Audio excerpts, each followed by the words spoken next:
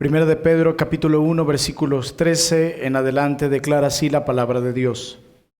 Por tanto, ceñid los lomos de vuestro entendimiento. Sed sobrios y esperad por completo en la gracia que se os traerá cuando Jesucristo sea manifestado. Como hijos obedientes, no os conforméis a los deseos que antes teníais estando en vuestra ignorancia, sino como aquel que os llamó es santo, sed también vosotros santos en toda vuestra manera de vivir, porque escrito está, sed santos porque yo soy santo. Y si invocáis por Padre a aquel que sin acepción de personas juzga según la obra de cada uno, conducíos en temor todo el tiempo de vuestra peregrinación, sabiendo que fuiste rescatado de vuestra vana manera de vivir, la cual recibiste de vuestros padres, no con cosas corruptibles como oro o plata, sino con la sangre preciosa de Cristo, como de un cordero sin mancha y sin contaminación, ya destinado desde antes de la fundación del mundo, pero manifestado en los postreros tiempos por amor de vosotros, y mediante el cual creéis en Dios, quien le resucitó de los muertos y le ha dado gloria, para que vuestra fe y la esperanza sean en Dios. Oremos. Bendito Padre, gracias en primer lugar por hacernos tus hijos. Gracias por incluirnos en tu familia y darnos una nueva identidad. Una identidad que permanecerá en el tiempo y que nos ha otorgado bendiciones espirituales gloriosas. Haznos cada vez más conscientes de todo lo que tenemos en Cristo.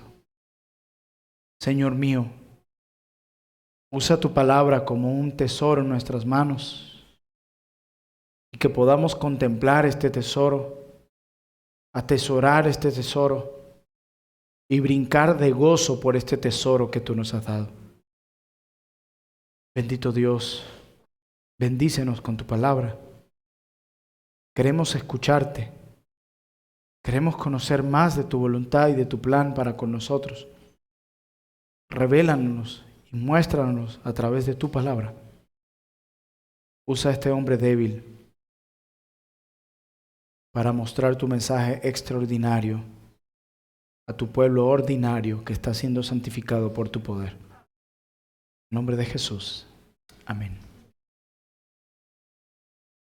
Amados, los versículos que tuvimos el privilegio de escuchar la semana pasada, yo les recordaba a través de este texto que Pedro ha buscado animar a sus lectores, quienes están siendo perseguidos en un sentido por su relación con Jesús, al cimentarlos en la salvación gloriosa que el Dios Trino logró y aplicó en ellos según los primeros 9 versículos del capítulo 1 de la carta de Pedro.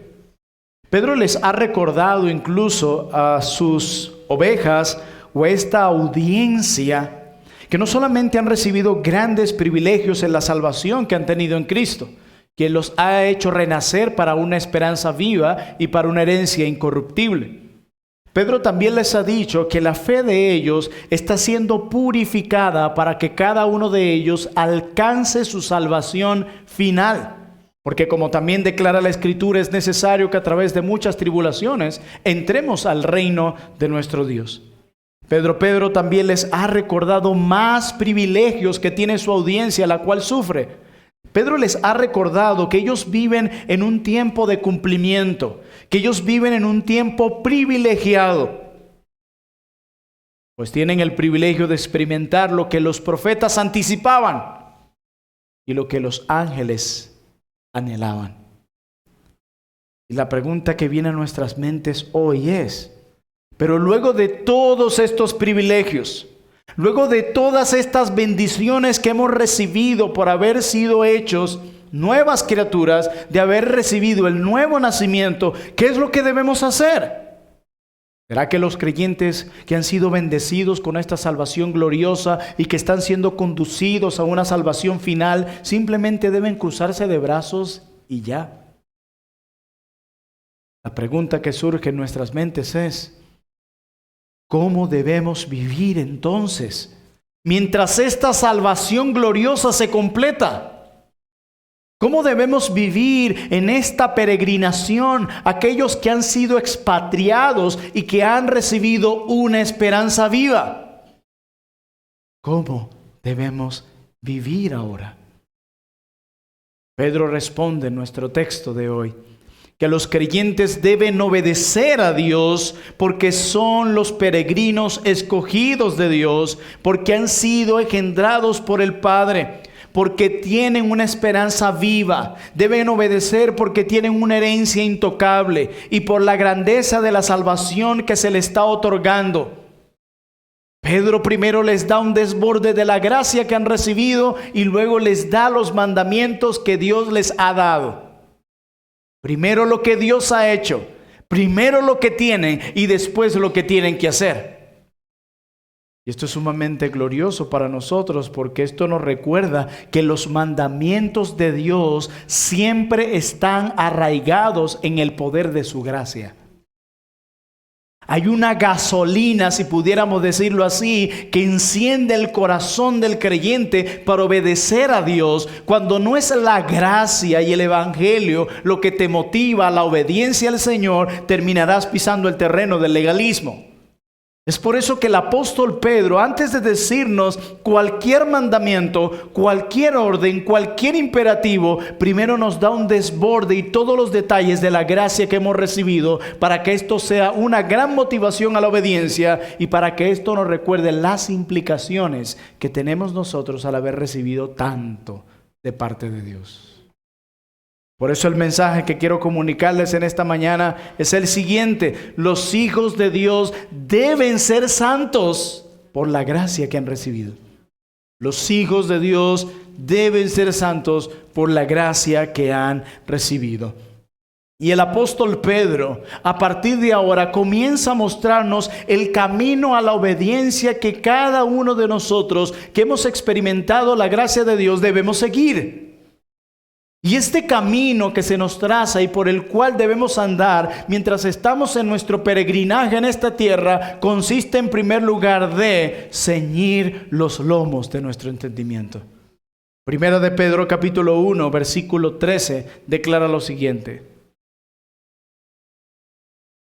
por tanto, ceñid los lomos de vuestro entendimiento. Sed sobrios y esperad por completo en la gracia que se os traerá cuando Jesucristo sea manifestado. Por tanto, tenemos una conexión allí con lo que Él ha dicho anteriormente. Si han recibido las abundantes riquezas de Dios de esta manera, y si se les ha otorgado una esperanza viva tan gloriosa, una herencia intocable, y si se está purificando su fe para llevarlos a la salvación final, porque Dios está comprometido con tu salvación, entonces la implicación es esta. Debido a eso, de ustedes se demanda esto. Por lo tanto, ceñid los lomos de vuestro entendimiento. Miren, hermanos, esta sección del verso 1 acá nos enseña que todo lo que a mí me toca hacer viene después de que yo entienda lo que Cristo hizo y está haciendo en mí. No lo contrario. Primero necesitamos creer y entender lo que Cristo hizo y está haciendo para que eso sea una fuerte motivación para lo que a nosotros nos toca hacer. Y el apóstol Pedro comienza a trazar la ruta por el camino por lo que los creyentes deben transitar mientras vivimos en el exilio en esta tierra, y les dice que el camino comienza en la mente. Ceñid los lomos de vuestro entendimiento. Él dice, todo comienza aquí. Enfocando vuestras mentes en la esperanza viva que se les ha otorgado. No sencillamente usar la mente al azar. Cuando Pedro dice, enfoquen su mente, preparen su mente, él está pensando en lo que antes ha dicho. Y él nos ha hablado de una esperanza viva, única y de una herencia incorruptible. Y él dice, lo primero que han de hacer ustedes es enfocar su mente en esa esperanza de la cual yo les he hablado. Esa esperanza que, según el verso 13 de nuestro texto, será manifestada plenamente cuando Cristo regrese. Y esa esperanza de la cual en el versículo 21 de nuestro texto nos dice que descansa en Dios. Comienza con la esperanza, termina con la esperanza y nos dice, enfoquen sus mentes en esa esperanza. Y Pedro dice, ceñid los lomos de vuestro entendimiento. Pedro dibuja la imagen de un hombre preparándose para correr o ejercitarse. Este hombre tendría que tomar su toga, la cual era muy larga, colocarla entre sus piernas, recogerla y después insertarla por la parte interior de su cinturón. Dejarla tendida al correr podía traer tropiezo en él. Pero él tiene que eliminar cualquier tipo de tropiezo en él para que él pueda correr o ejercitarse de una manera correcta. Y Pedro usa esa imagen para decirnos la actitud que nosotros deberíamos tener para preparar nuestra mente y enfocarlo en la esperanza viva. Y Pedro está diciendo, poner tu esperanza solo en Dios requiere de una preparación y de una resolución mental. En otras palabras, si hemos de poner nuestra esperanza completa en la gracia que será revelada en el futuro, necesitamos prepararnos con la mentalidad adecuada, dice Pedro. Y la pregunta que le hacemos a Pedro, pero Pedro, ¿cómo puedo ceñir los lomos de mi entendimiento? ¿Cómo puedo lograr enfocar mi mente en esa esperanza viva que he recibido gracias al nuevo nacimiento? Y Pedro dice, siendo sobrios. Ceñid los lomos de vuestro entendimiento y sed sobrios. Sed sobrios es todo lo contrario a estar ebrio. Por eso cuando pensamos en esta palabra, generalmente la asociamos con el alcohol. Y esto es importante porque esto nos provee un marco de referencia que nos puede ayudar a entender lo que Pedro está diciendo aquí. Consideremos algo. Consideremos la borrachera por un momento, el estar ebrio. Consideremos cómo la borrachera afecta cada aspecto del cuerpo humano. Nuestro juicio se nubla, por ejemplo. Nuestros reflejos se entorpecen, por ejemplo. Y hacemos cosas que no solemos hacer en nuestro sano juicio, cuando estamos sobrios. Ahora considera el hecho de que Pedro está hablando de ceñir los lomos de vuestro entendimiento siendo sobrios. Y quiero que piensen en esto.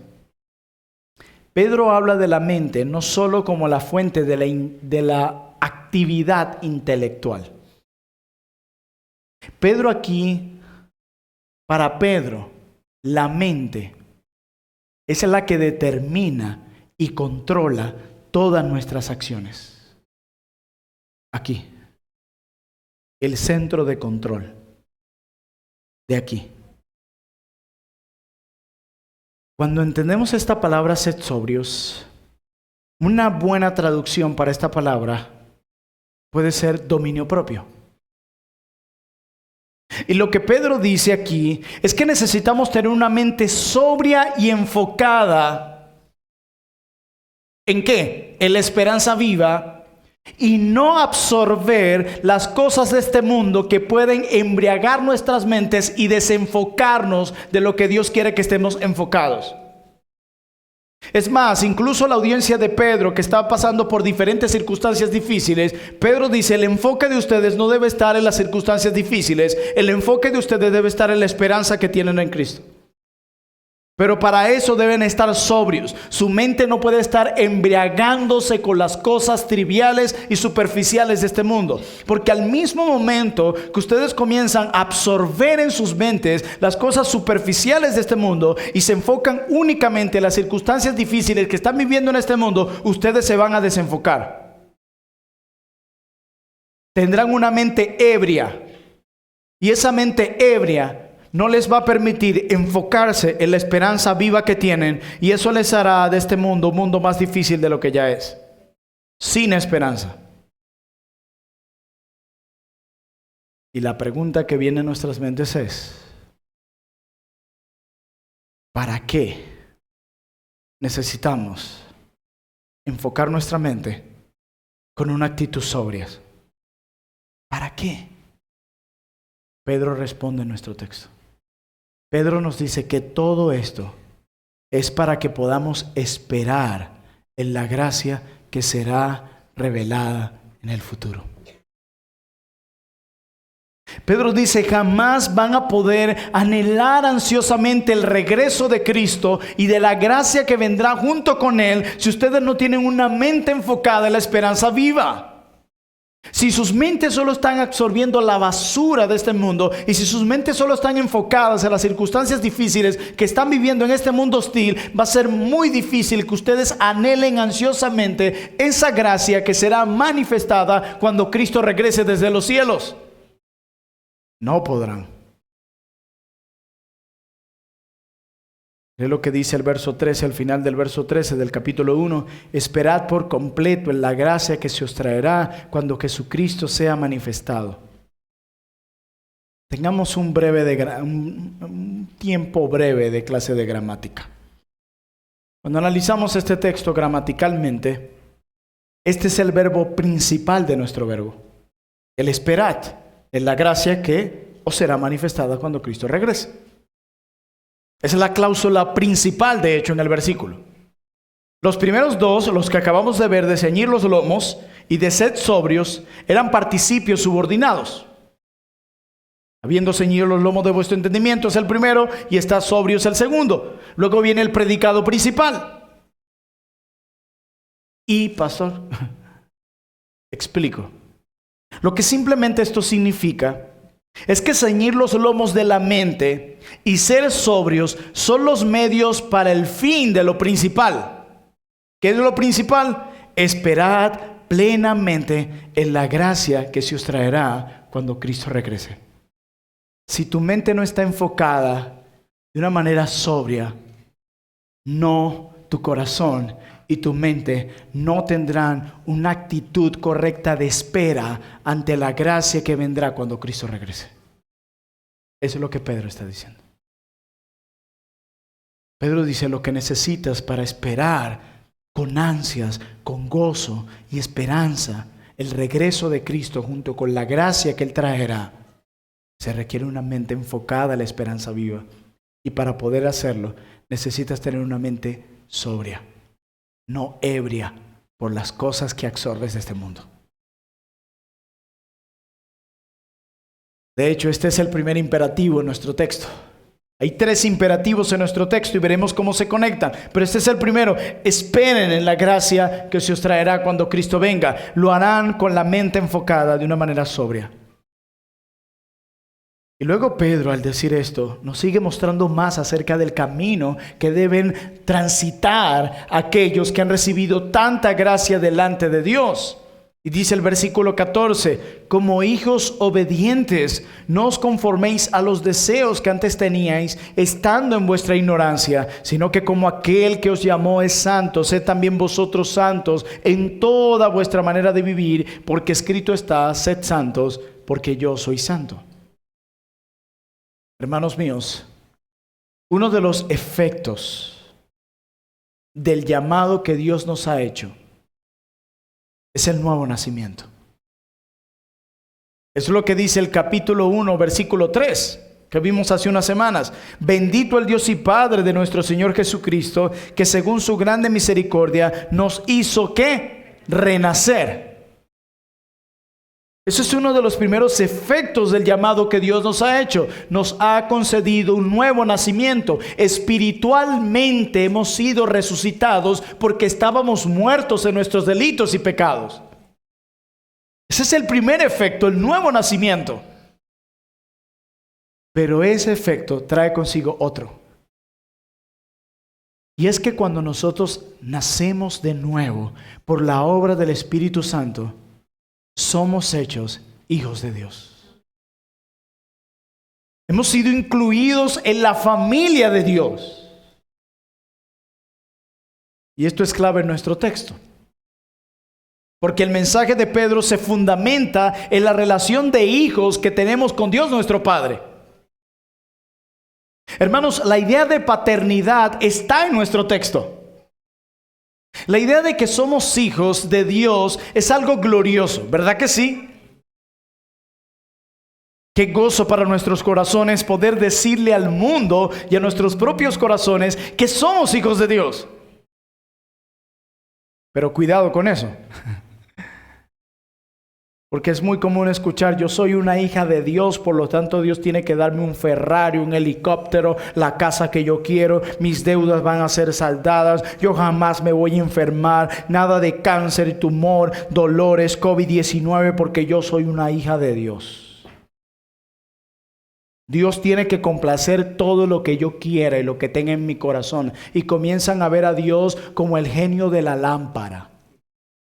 Lo froto, boom, y solo se trata de lo que yo quiero. Dame 3 deseos. Te concedo 3 deseos. Y Dios no es así. Por eso tengamos cuidado de usar eso. Es un gozo y un privilegio enorme ser llamados hijos de Dios. Pero según nuestro texto, el ser hijos de Dios pone también sobre nuestros hombros una gran responsabilidad.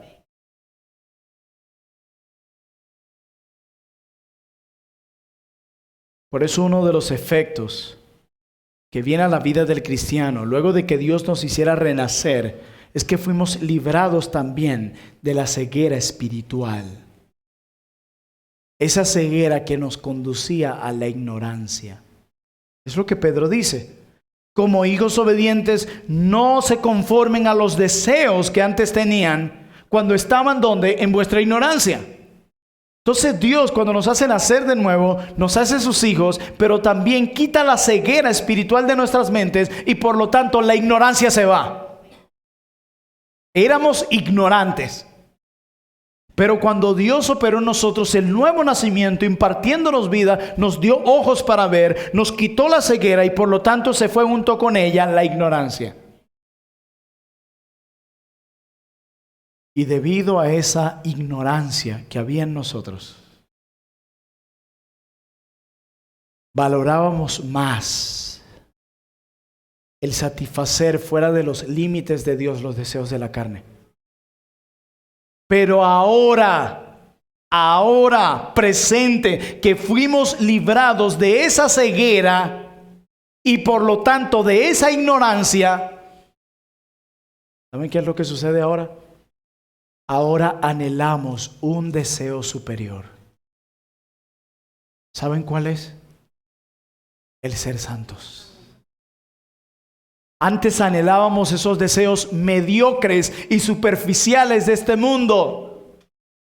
Ahora en Cristo y por este nuevo nacimiento y por esta ceguera que ha sido quitada de nosotros y por esta ignorancia que ha sido quitada de nosotros, ahora deseamos algo superior a los deseos mediocres que antes deseábamos, y es por eso que ese deseo superior es el ser santos, el ser como nuestro Padre. Por eso Pedro dice: así que ya no se conformen a esos deseos que antes tenían, porque ya no son ciegos, ya no viven en ignorancia, así que no hay excusas.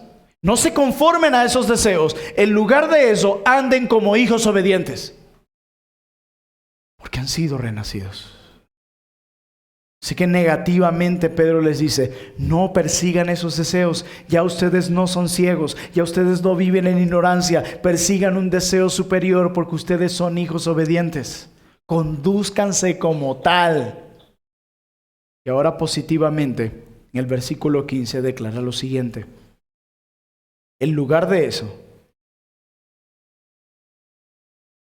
en lugar de perseguir los deseos que seguías en tu ignorancia, dice, sino como aquel que os llamó es santo, sed también vosotros santos en toda vuestra manera de vivir. Es el segundo imperativo en nuestro texto. Pedro dice: ustedes antes perseguían los deseos que eran conforme a la carne, pero ahora, si son hijos de Dios, han de perseguir un deseo superior. ¿Cuál es? El ser santos, el ser puros en cada aspecto de su vida, en toda vuestra manera de vivir. sean santos. Y me encanta lo que hace Pedro. Él tiende a traer constantemente el Antiguo Testamento a sus palabras. Y eso es glorioso. Él trae la Escritura para darle peso a su argumento. Y dice, porque escrito está, sed santos porque yo soy santo.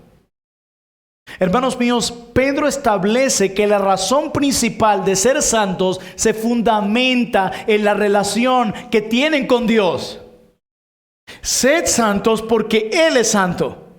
¿Ven la conexión? Él está diciendo la santidad de ustedes, la pureza que se espera de ustedes, está fundamentada en la relación que ustedes dicen tener con Dios. Hermanos, nuestro nuevo nacimiento ha cambiado nuestra identidad. Si yo te pregunto, ¿qué eres? ¿Qué me responderías? Quizás dirás, no, yo soy arquitecto, yo soy ingeniero, yo soy ama de casa, yo soy administrador, yo soy diseñador. Pero todas esas cosas desaparecerán en el tiempo. Ese texto nos recuerda que hay una identidad que hemos recibido y que permanecerá por la eternidad y que determina la manera en cómo vemos el mundo y cómo vivimos en este mundo. Y es que ahora somos hijos de Dios. Hijos de Dios. ¿Hijos de quién? Según el verso 3. Del Padre de nuestro Señor Jesucristo. Ese es nuestro Padre. El Padre de Cristo es nuestro papá. Eso es lo que Pedro está diciendo. Y ahora es nuestro Padre, lo declara el verso 17. Y nosotros ahora somos sus hijos. Entonces, si somos sus hijos, debemos vivir de una manera que representemos en esta tierra la imagen de nuestro Padre. Como declara aquel refrán, de tal palo, tal astilla.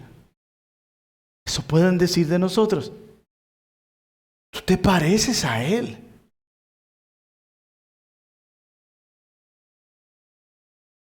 Pero Pedro dice, como está escrito, la Escritura, el Antiguo Testamento, destaca la verdad que yo les estoy diciendo. Y cuando encontramos este tipo de palabras en nuestros textos del Nuevo Testamento, tenemos que ir a la cita del Antiguo Testamento y ver cómo el autor original lo está usando. Y Pedro está citando Levítico 11:44, Levítico 19:2, Levítico 20:7 al 8. En todos estos pasajes de Levítico, esta frase está: sed santos como yo soy santo. Y es interesante porque Pedro aplica lo que ya ha explicado en los versículos 10 al 12. Pedro nos está diciendo que definitivamente los lectores de su carta están viviendo en tiempos de cumplimiento. ¿Por qué? Porque estas palabras Dios les había dicho a su pueblo Israel, pero ahora la declara a su pueblo la iglesia, recordándonos que Dios tiene un solo pueblo. Y es por eso que estas palabras son relevantes para la audiencia de Pedro. Dios no tiene dos pueblos, tiene uno solo. Y esto lo confirma. Entonces nosotros tenemos que acercarnos a Levítico. Cuando nos acercamos a Levítico y examinamos cómo estas palabras fueron usadas, en todos los pasajes donde Dios usa estas palabras, estaba estableciendo la necesidad de que su pueblo se diferencie de los otros pueblos. Ustedes tienen que ser diferentes a las demás naciones. En cada palabra de Levítico donde esta palabra se usa para eso. Y Dios también declara en Levítico, cuando usa estas palabras, Dios declara que solo lo puro podía entrar a su presencia. Y esto es importante. Yo no sé cuántos de ustedes han leído el libro de Levítico, pero el libro de Levítico tiene dos secciones en su macroestructura, y es un montón de sacrificios, y luego tenemos los detalles de una construcción de una tienda donde iba a morar la presencia de Dios. Es como si el autor de Levítico estuviera diciendo, la única manera de entrar en la presencia de Dios es a través de sacrificios. El sacrificio te hace puro y te permite entrar a la presencia, porque nada impuro puede entrar en la presencia de Dios. Y Pedro usa eso para traerlo a su texto cuando le dice a su audiencia, no se conformen a los deseos que tenían antes, sino sean como su Padre. Sigo explicando. El concepto de santidad en el Antiguo Testamento era muy elevado, al igual que en el Nuevo. y se relacionaba con aquellas cosas consagradas o dedicadas al servicio de Dios. La santidad tenía que ver con eso. Estaba relacionado con eso, con aquellas cosas que se apartaban y se consagraban al servicio exclusivo a Dios. En ese sentido, cuando Dios se declara a sí mismo santo, quiere decir que está consagrado para su propio servicio. O sea, todo lo que hace es para su propio nombre y gloria. Solo Él es distinto a los demás dioses. Explico. Por tanto, nada común o impuro permanece ante su presencia. Por eso es que esta cita se hace en la diferencia a los animales puros, impuros, a las reglas de moralidad, inmoralidad, todo. Como consecuencia, solo aquellas personas o cosas que han sido limpias y consagradas para el servicio de Dios, es decir, que se han santificado, pueden tener acceso a la presencia de Dios. Ninguna cosa impura puede tener acceso a la presencia de Dios. Por ende, lo santo es apartado o separado de lo común o de lo impuro para el servicio a Dios. Como decía alguien, lo impuro podía ser común al ser limpiado. Está el trabajo de los sacrificios. Y lo que era común podía ser santo al ser consagrado. Y Dios hace todo esto para separar a Israel de todas las naciones para que lo sirvieran únicamente a Él. Dios hizo de hecho un pacto con ellos y les dio una ley, ¿cierto? ¿Se acuerdan? ¿Para qué era esa ley? Para que se distinguieran de los otros pueblos. Y que demostraran a través de la obediencia a esa ley su devoción exclusiva a Él. ¿A dónde me quiere llevar este pastor? Yo no dormí bien anoche, estoy aquí peleando y ahora me va a hablar de los sacrificios levíticos. Ya va, tengan paciencia. En otro momento, hablando de esta misma idea, Moisés tomó el libro del pacto, lo lee ante el pueblo y ellos respondieron de esta manera: haremos todo lo que el Señor ha dicho y le obedeceremos. Muy bien. Entonces, ¿qué hizo Moisés? Esparció la sangre del pacto sobre el pueblo y ratificó el pacto. Recuerden, solo lo que era limpiado y puro podía estar en su presencia. Al obedecer Israel todas las leyes de Dios, Israel sería ¿qué? Distinto a todas las naciones. La obediencia de ellos a Dios demostraba algo. ¿Qué era? Que ellos estaban consagrados solo a Dios. Y Pedro trae esto a su audiencia. No lo pierdan de vista. Como decía alguien, esto es importante porque este trasfondo del Antiguo Testamento sustenta toda la carta de Pedro. Nosotros, como el pueblo del nuevo pacto, quienes hemos sido apartados por el Espíritu Santo para ser rociados por la sangre de Jesús y para obedecer sus mandatos, hemos sido separados de este mundo para servir solo a Dios.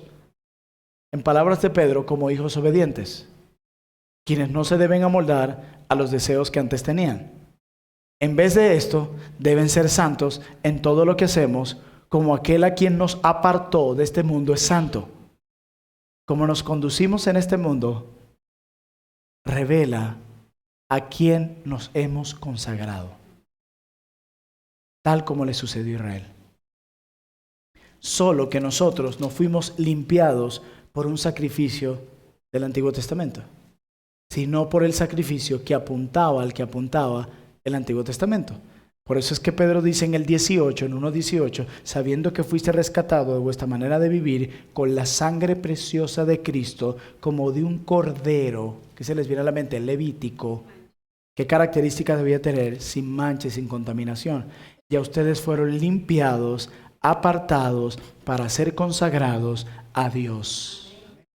Por lo tanto, ustedes, iglesia, que son el pueblo de Dios, deben obedecer a Dios, y esa obediencia o esa desobediencia revelará a quién realmente ustedes se han consagrado. ¿Ven ahora lo que está haciendo Pedro con Levítico? ¿Cómo fuimos hechos puros? por la sangre de Cristo. Fuimos apartados, santificados para Él. Nuestra manera de conducirnos en esta vida revela a quién servimos realmente. Y Pedro les está diciendo, ustedes por la sangre de Cristo han sido apartados y llamados hijos. Por lo tanto, compórtense como hijos obedientes y sean santos como Él es santo, porque ustedes han sido apartados para Él. Verso 18 de 1 de Pedro 1.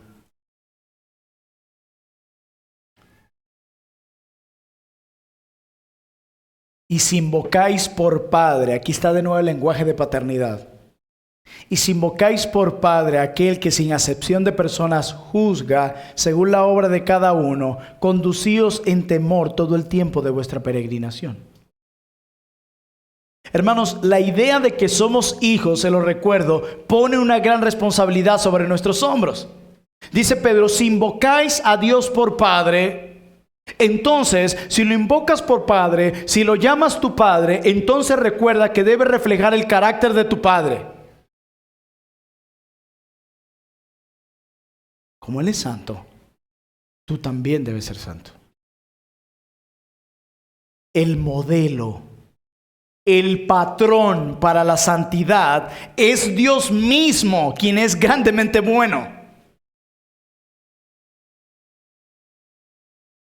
Y ellos deben dejar de imitar el patrón que antes seguían. ¿Cuál era? El de sus anteriores padres, como lo dice el verso 18. Ahora, en lugar de eso, deben seguir el patrón de su nuevo Padre, que es Dios, quien por la sangre de Cristo se ha convertido en su Padre.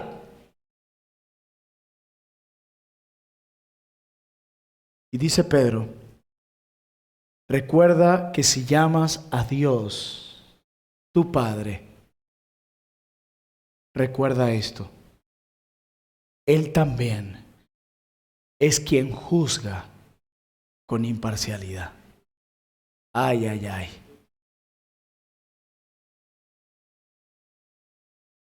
Pastor Brenio, yo creo que hay un error, eso no es para nosotros. Acuérdense que somos calvinistas. Nosotros creemos que la salvación no se pierde, la perseverancia de los santos. Entonces, sáltese ese verso, eso no puede ser para nosotros.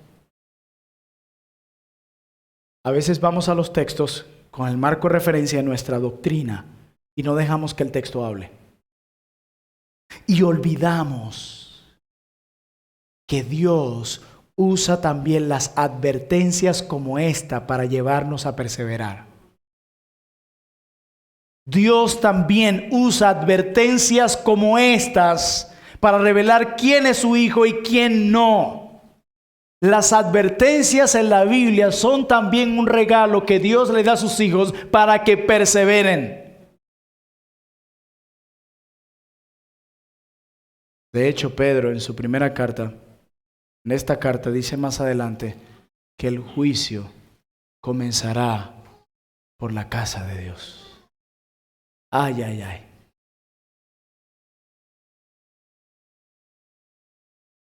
Escuchen bien esto. Eso significa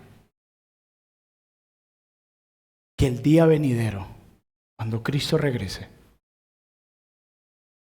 ese día en el que debemos poner nuestra esperanza, como dice el verso 13, no solo es un día de salvación, también será un día de juicio.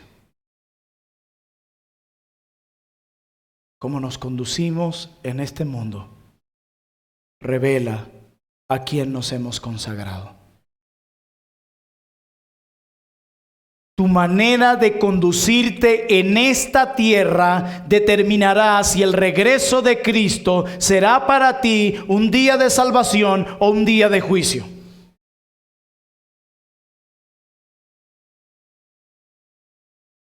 Dice Pedro, Dios juzgará imparcialmente. Pero si ustedes no se conducen en este mundo como Él lo establece, entonces Dios te va a juzgar.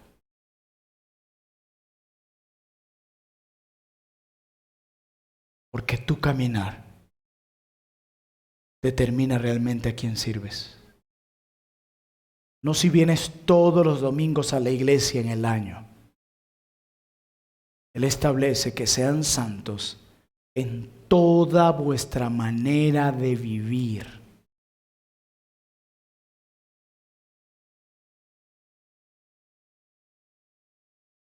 Tus palabras, tus conversaciones después del culto y en el resto de la semana, tus pensamientos, a donde se va tu mirada, a donde se va tu mente, a donde se van tus emociones, a donde se conducen tus acciones, hacia qué cosas diriges tus decisiones, todo eso debe reflejar la santidad del Padre al que dices servir y al que invocas por Padre. Si no, tú lo que eres es una persona engañada. Yo creo que aquel que dice, sí, yo no soy cristiano, yo soy incrédulo y ya, aunque recibirá consecuencias por su pecado, está un poco más consciente que aquel que dice, yo soy cristiano y reformado a todo dar, pero termina en el infierno porque su vida no era una vida conforme al carácter de aquel que invoca por Padre. ¿Saben qué me dolería a mí? Partir de este mundo engañado. No hay nada más triste que alguien que profesa la fe cristiana y esté engañado. No hay algo peor que eso. No hay nada peor que llegar al cielo, o no, llegar ante el día del juicio, ante el trono blanco, y escuchar, nunca te conocí, fuera de aquí. Hacedor de maldad. Eso es lo que tú eres. Tus pensamientos no me han dado gloria. Tu corazón no me ha dado gloria. Tus decisiones no me han dado gloria. Tus conversaciones no me dan gloria. Tus acciones no me dan gloria. Apártate de aquí. A eso es lo que más le temo.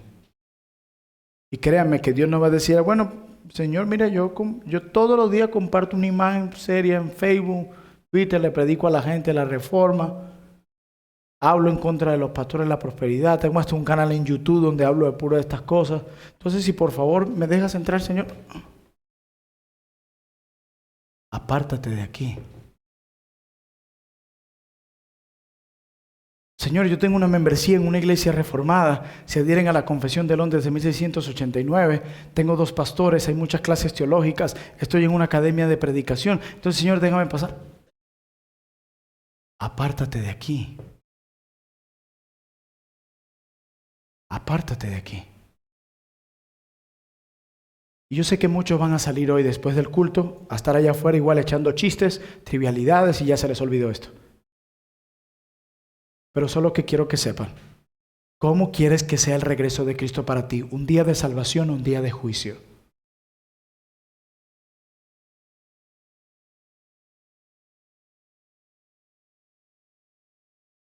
¿Cuál es la implicación de esto? Verso 18. Verso 17, en la parte final del verso 17, perdón.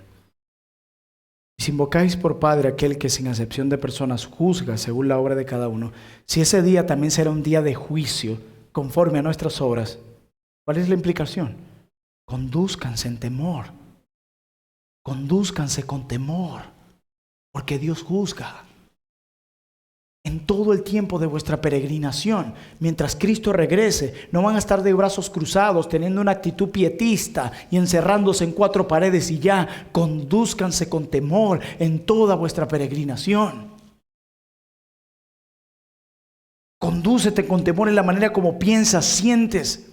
Ten temor cuando hablas a espaldas de tu iglesia, de tus hermanos. Ten temor cuando tu mirada se desvía. Ten temor cuando tus emociones no son santas. Ten temor cuando toda tu vida se enfoca en lo trivial. Ten temor, porque Él juzga y su juicio será imparcial. Debido a que el veredicto final,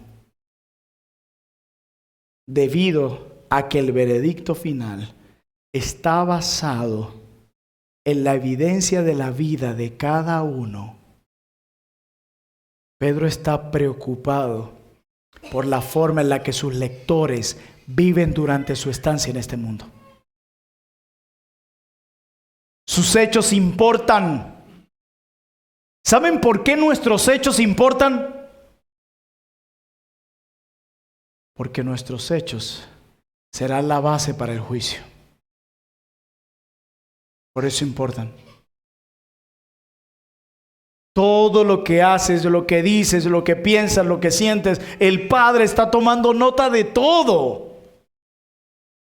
Nada se lo puedes ocultar. Lo que hiciste ayer, antes de ayer, la semana pasada, hoy, lo que sientes y lo que está pasando por tu mente ahora es conocido delante del Padre. Somos un libro abierto delante de Él. Todas las cosas están desnudas delante de Él. Puedes omitir información aquí.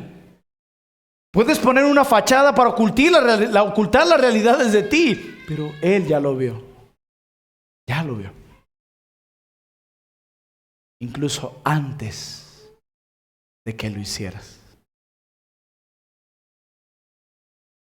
Nuestros hechos importan.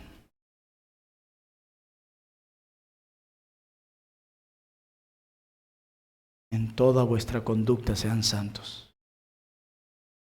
¿Saben por qué en toda nuestra conducta debemos ser santos en todo? Porque ninguna esfera de la vida está fuera del dominio de Dios.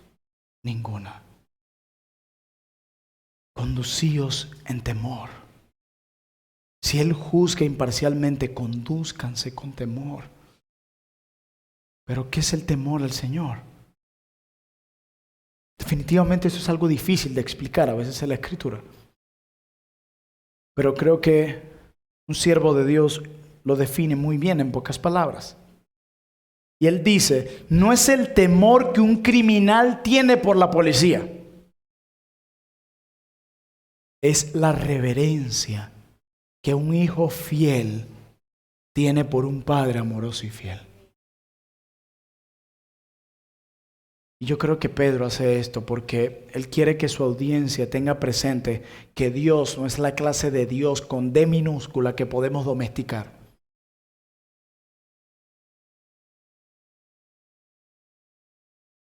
Yo simplemente declaro y Dios va a hacer lo que yo diga. Soy su hijo. Yo le tengo que pedir y Él lo hace. Yo puedo torcer la mano de Dios. Este es su plan, pero yo puedo cambiar su plan. O Diosito, como algunos le dicen. No, Él no es Diosito. Pero nos recuerda que Dios con D mayúscula, en su santidad, juzgará el pecado. Y a un Dios así yo no lo llamaría Diosito. Recuerden esto. Un pecado, uno solo, cometido en contra de un Dios infinitamente santo, requiere de un castigo infinito. Por eso es que ni siquiera el infierno es suficiente para pagar lo que le hemos hecho a Dios. Por eso es que el castigo es eterno. Unos años o siglos allí no bastará para pagar lo que hemos hecho contra un Dios infinito. Por eso el castigo es eterno. Hermanos, temer al Señor es saber que el Dios al que llamamos nuestro Padre también es el juez de todo el mundo. Por lo tanto, debemos conducirnos con un temor reverente mientras dure nuestro peregrinaje en este mundo. Verso 18 de nuestro texto.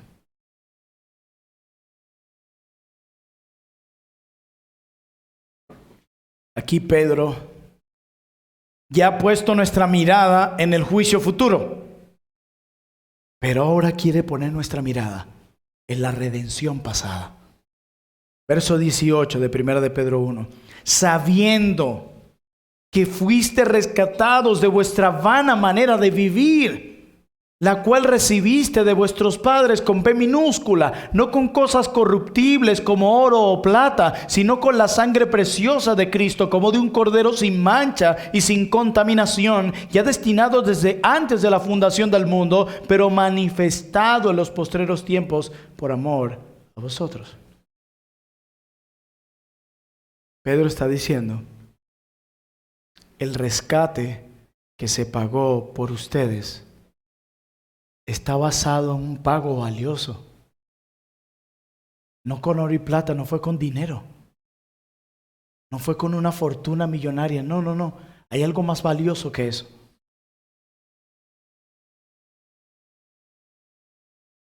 Ese pago no fue con un sacrificio de un animal literal que no podía erradicar el pecado de raíz, que era lo que sucedía con los sacrificios levíticos, sino con la sangre preciosa de un cordero sin mancha y sin contaminación, que ha eliminado el pecado de raíz, dándonos un nuevo corazón y borrando nuestro historial delante del Padre.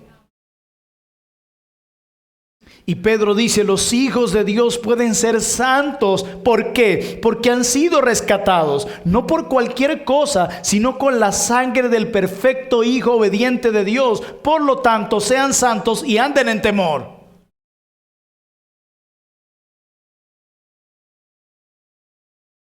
Pedro dice, la sangre con la que fuiste limpiado y rescatado es valiosa. Más valiosa incluso que el oro y la plata. Y es valiosa porque es la sangre del Hijo de Dios. Y Pedro dice, si esa sangre es valiosa para ti, no jugarás con ella.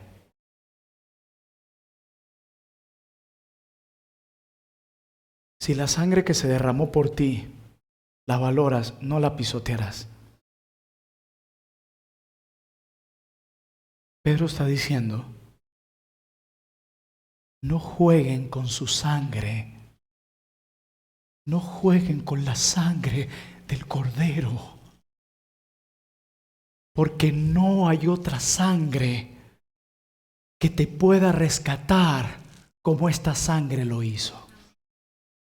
Eso es lo que hace que esta sangre sea tan valiosa, porque ninguna sangre que se derrame en este mundo tiene el peso y el valor para rescatarte como esta sangre lo hizo. Por eso no juegues con su sangre. No solo vivimos con la mira en el juicio futuro, sino que también fijamos nuestra mirada en la redención pasada. Y esto cómo motiva el corazón del creyente a andar en santidad y temor. Hermanos, este lenguaje de Pedro me traslada al libro del Éxodo, donde nos dice que hemos sido rociados con la sangre de Jesús, tal cual como en Éxodo. Y habla también de un juicio luego de habernos dicho, luego de decirnos que somos rociados. ¿Esto qué implicación tiene? Que cuando llegue el día final del juicio, Dios pasará por encima a todos aquellos que han sido rociados por la sangre del Cordero sin mancha. Por eso Pedro nos anima a confiar en el sacrificio que Dios ha provisto para nosotros, quien no nos compró con cosas perecederas como el oro o la plata, sino con la sangre preciosa de su Hijo. Y Pedro dice, tu manera de conducirte en este mundo determinará, revelará si esta sangre te rescató a ti. Tu manera de andar en esta vida revelará y confirmará si esa sangre te rescató a ti. Tu conducir en este mundo, en privado y en público, confirmará si menosprecias o no la sangre que se derramó. Versículo 20. Nos dice algo acerca de este sacrificio, ya destinado desde antes de la fundación del mundo. Hermanos, Pedro quiere que sepamos que nuestra salvación no fue algo que se le ocurrió a Dios de la noche a la mañana. No fue la reacción de Dios ante un mundo perdido. Esta salvación definitivamente es valiosa si fue planificada antes de que cualquier cosa o ser humano fuera creado. Este plan tenía que ser glorioso y esta salvación magnífica para que Dios el Padre, el perfectamente sabio y glorioso Dios, planificara esta salvación en la cual estábamos incluidos tú y yo, y la planificara antes de haber creado cualquier cosa. Tiene que ser muy valiosa esta salvación. En el sermón de la semana pasada veíamos que si esta salvación era tan valiosa, vale la pena las pruebas que purifican nuestra fe para llevarnos a la salvación final. Y ahora vemos que si esta salvación es tan valiosa, y lo es, realmente vale la pena andar en santidad en este peregrinaje. Y me encanta lo que dice, pero manifestado en los postreros tiempos. A Pedro le encanta llevarnos por todo el tiempo. Nos dice en el principio, pongan su esperanza en la gracia que será manifestada cuando Él regrese. Y ahora nos dice, pero mientras eso sucede, pongan su esperanza en el Cristo y en la redención que fue manifestada cuando Él ya vino. Y me encanta cómo cierra el verso 20. Dice que todo esto fue por amor de vosotros. Pedro le dice a su audiencia, a los expatriados, les dice, ¿saben qué? Ustedes son odiados por el mundo. El mundo odia al cristiano por su fe, porque proclamamos la verdad. Le guste o no a este mundo el cristianismo, solo el cristianismo tiene la verdad. Por eso nos odian. Nosotros, por la palabra de verdad, sabemos cómo funciona el matrimonio, el mundo no. Solo nosotros sabemos acerca de la dignidad del hombre, el mundo no. El fundamento de la ciencia y la biología está en la verdad de Dios, el mundo no lo originó ni lo inventó. Y es cuando esa verdad se levanta y va en contra de la mentira que proclama este mundo, que viene el odio hacia el cristiano. Aquellas iglesias que sencillamente están adaptándose al mundo, a la moda del mundo, nunca serán oposición para el mundo, jamás. Pero aquellas que se levanten con la verdad van a tener enemigos. Y mucho de esto le está pasando a la audiencia de Pedro. Pero Pedro les dice, amados hermanos, amados expatriados, ustedes son odiados por el mundo, pero amados por Dios.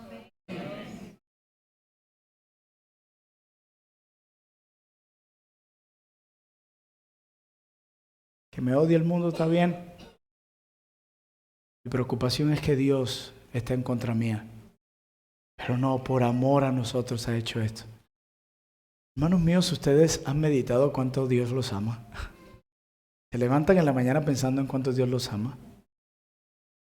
Espero esas caras cuadradas que tienen se cambien cuando piensen cuánto Dios los ama.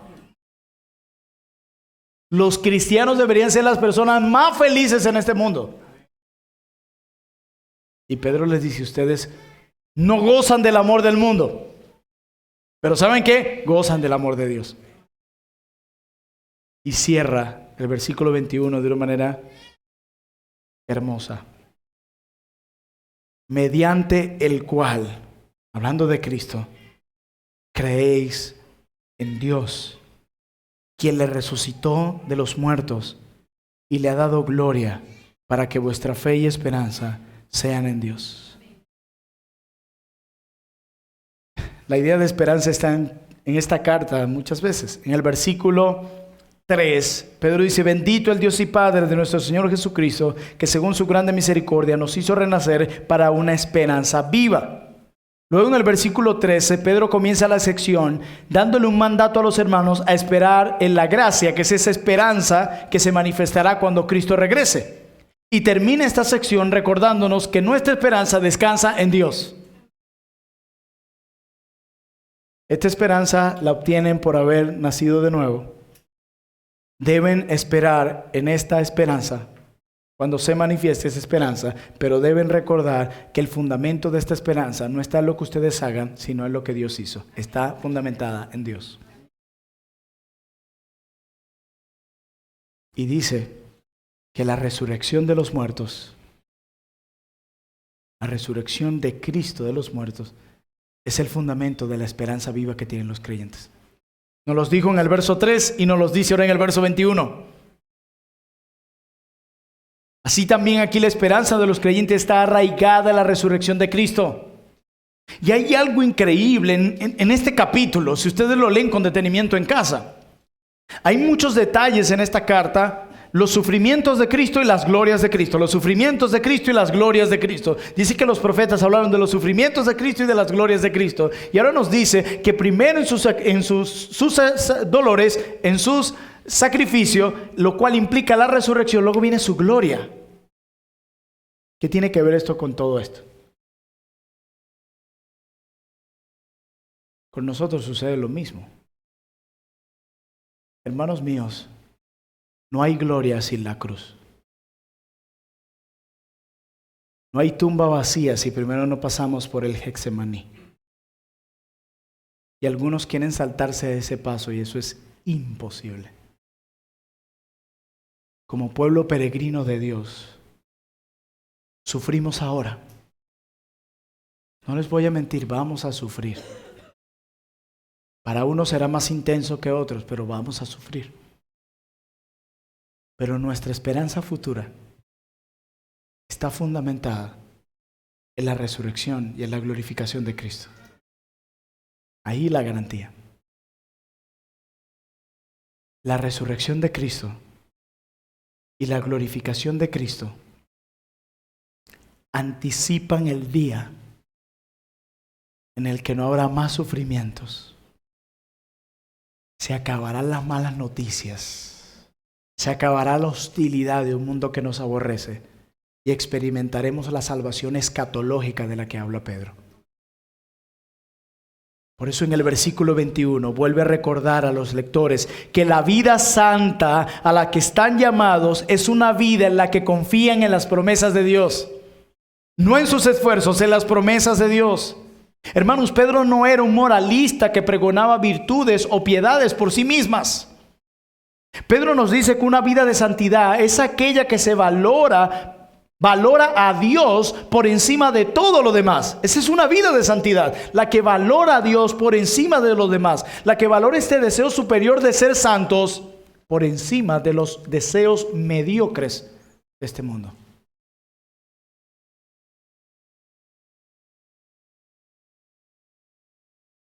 Este evangelio, esta buena noticia, es la motivación principal de nuestra santidad al navegar por este mundo hostil durante nuestro tiempo de peregrinaje.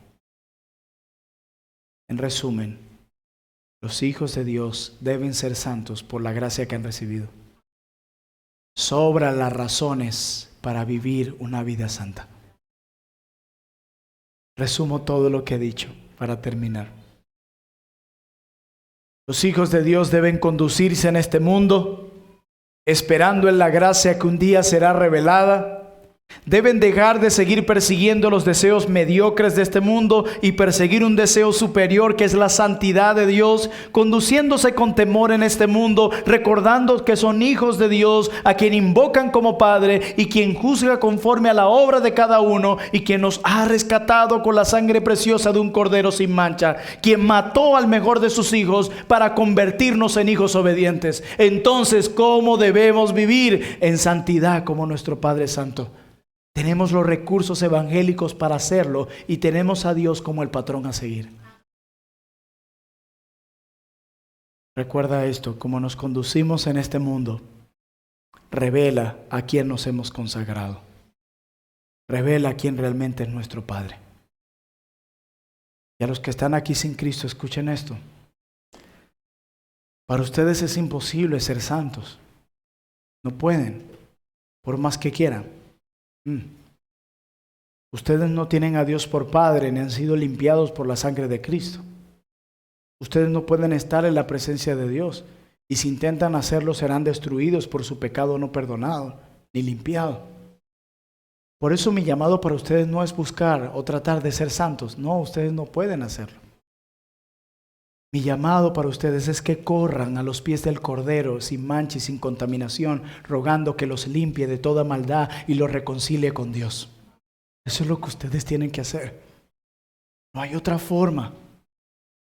Y si no lo hacen, conocerán a Dios el Padre como juez. Pero si se arrepienten y creen, conocerán a Dios como vuestro Padre. Bendito sea el Señor, que ha obrado esta redención tan gloriosa y que nos ha capacitado para vivir vidas santas. Hermanos míos, tengan cuidado cómo se conducen, porque eso revela a quién se han consagrado.